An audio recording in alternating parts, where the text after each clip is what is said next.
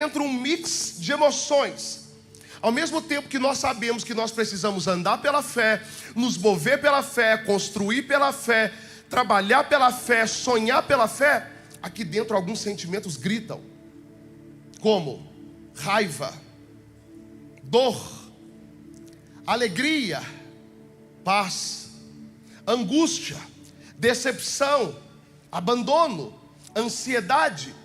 E tudo isso bagunça as nossas emoções.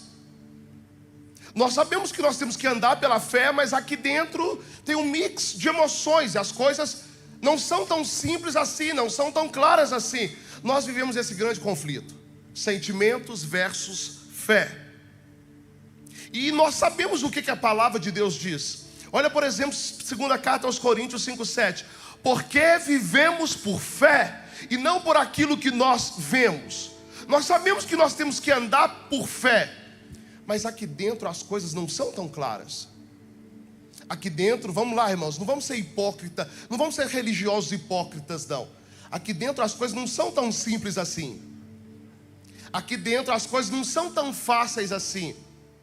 Às vezes nós vivemos um puritanismo. Não, eu sou da fé e ando por Deus e tal, mas só Deus sabe o tanto que o teu coração está bagunçado, a tua vida está bagunçada. Só Deus sabe o tanto que aí dentro está um mix de emoções, tudo se esbarrando e a fé se esbarrando nos nossos sentimentos. E sabe o que é o pior de tudo? Não dá para anular emoções. Não dá para anular as emoções. Imagina se tivesse um botãozinho aqui, ó, raiva, off. Uau, era muito simples. Ódio, off. Alegria, on. Paz, on. Angústia, off. Não é assim, não dá para anular as nossas emoções. Por quê? Porque o ser humano é um ser tripartite. O ser humano é corpo, alma e espírito. Corpo, alma e espírito. Nós até tentamos fingir para os outros que nós estamos bem, mas aqui dentro nós somos um corpo nós somos um espírito que moramos em um corpo e temos uma alma. Essa é a concepção da teologia em relação à questão de tripartite. O ser humano é corpo, alma e espírito. Nós somos um espírito que moramos em um corpo e temos uma alma. Nós somos um espírito, porque nós somos seres espirituais. Nós somos um espírito e nós só ganhamos vida de verdade quando recebemos o Ruach. Gênesis 1:26. Quando Deus nos dá o sopro de vida. Então quem nós somos? Um espírito. Mas nós habitamos em um corpo. Para se fazer matéria tem que ter corpo. Se você for estudar outras religiões que incorporam, religiões que fazem, que chamam outras, entre aspas, divindades, todos esses espíritos precisam de um corpo, porque um espírito sem corpo na terra é um espírito que não tem legalidade para se mover. E nós que temos o Espírito Santo de Deus, nós moramos em um corpo, nós nos fazemos matéria através do nosso corpo, e nós temos uma alma. A alma é essa personalidade individual de cada um de nós. É na alma que nós pensamos, é na alma que nós sentimos, é na alma que nós temos as nossas vontades. Então a alma é esse campo todo. E detalhe, quem mais sente com essa guerra é o corpo. Se você for consultar a ciência, estudar a ciência, começar a consultar os profissionais da ciência, você vai perceber a quantidade de doenças que foram desenvolvidas e elas estão aparecendo no corpo a partir de problemas e transtornos emocionais.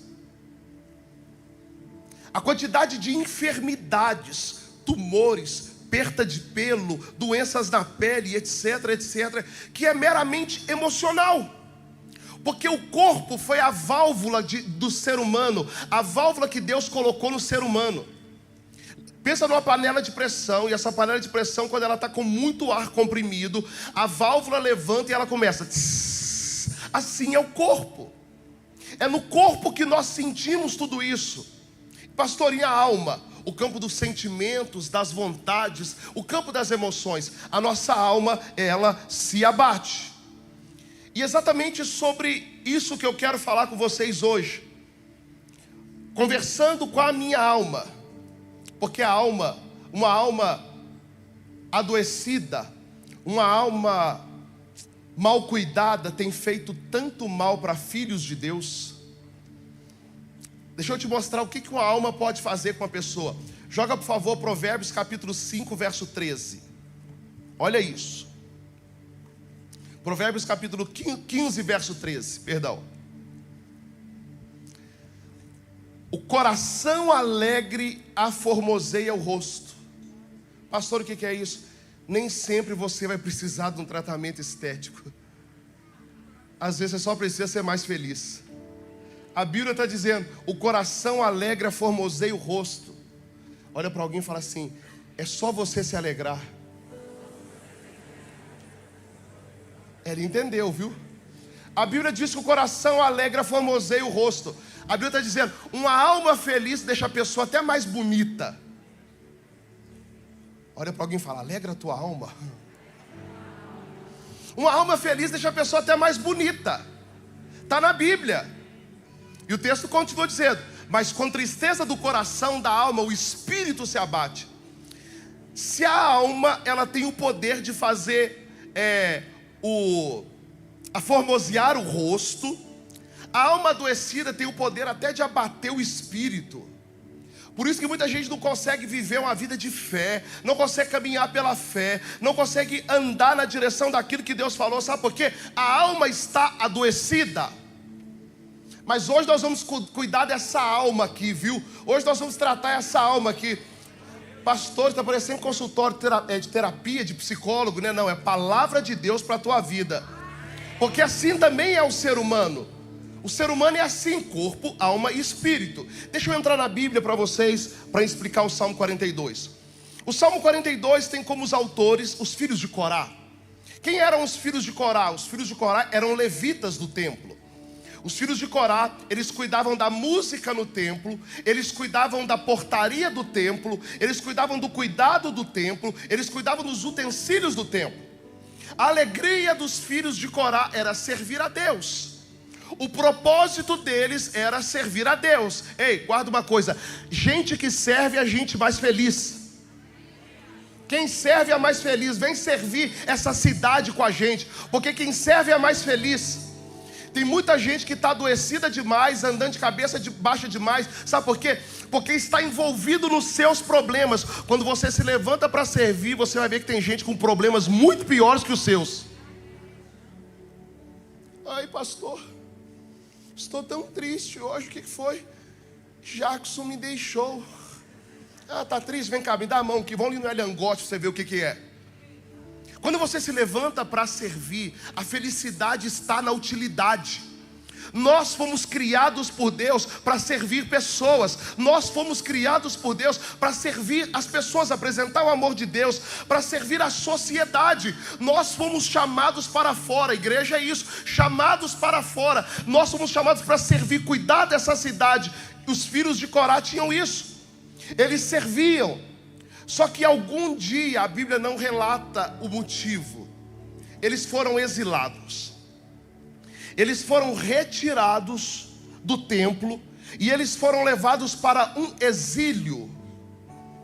Lá no Jordão e Herom, eles ficaram exilados. Longe do templo, longe do seu serviço, longe do ministério levítico, longe da música, longe do louvor, longe da adoração, longe dos cultos. A Bíblia diz que eles ficam exilados, literalmente exilados, impossibilitados de fazer o que eles foram chamados para fazer. Irmãos, eu me lembro na época da pandemia. Na época da pandemia a gente abria inscrição para poder participar do culto, por causa de afastamento e tudo mais. Irmãos, as pessoas brigavam para vir para a igreja. As pessoas chamavam a gente no WhatsApp, não tinha nem como responder. Pastor, me dá uma vaga, eu preciso estar no culto. Eu preciso ouvir uma palavra hoje, eu preciso estar dentro daquela igreja. Eu preciso. E aí a gente descobre, será que Deus vai ter que mandar uma pandemia de novo para aquecer o coração das pessoas? Gerar temor no coração das pessoas? Irmãos, aqui nós entendemos o porquê é que Deus permite algumas coisas. Porque tem coisas que nós não queríamos viver, mas são elas que nos aproximam da presença de Deus. Tem decepções, abandonos, crises que nós não queríamos viver, mas foram elas que nos aproximaram da presença de Deus. Eles estão impossibilitados de ir para o templo. Eles estão fora da sua geografia, fora da sua cultura, fora do seu propósito, porque eles não podem nem mais servir. E se não bastasse isso, eles enfrentavam a zombaria das pessoas. As pessoas que estavam ali naquele exílio chegavam para eles e perguntavam assim: ei, onde está o seu Deus? Onde está o seu Deus? As pessoas zombavam deles. E aqui eu quero abrir um parêntese. Talvez você também já ouviu isso. Poxa vida, mas você não é crente, por que você está passando por isso? Você não é crente, mas você está com um problema emocional. Você é crente, mas você está com um problema financeiro. Você é crente, mas você está com um problema na família. Você é crente, mas está com transtornos. Bem-vindo a algo chamado vida. A Bíblia diz: no mundo tereis aflições. Estar na igreja não é estar no mar de rosas. Servir a Deus não é estar no mar de rosas. Mas uma coisa eu te garanto: a Bíblia diz que em todas as coisas nós somos mais do que vencedores em Cristo Jesus. Talvez você tenha escutado a zombaria das pessoas: ei, do que adianta ir na igreja? Do que adianta servir a Deus? Poxa vida, você passando por isso, mas você frequenta a igreja, o que é isso e tal? Ei, a nossa confiança deve estar em Deus, independente do nosso momento, independente do nosso hoje. Se nós estamos passando por crise, problema e dificuldade, não é sobre pecado, não é sobre a ausência de Deus, não é sobre nada disso. É sobre estar no mundo onde nós temos aflições. Mas uma convicção nós temos: assim como Cristo venceu todas as coisas, nós também venceremos. Por quê? Porque podemos todas as coisas daquele que nos fortalece.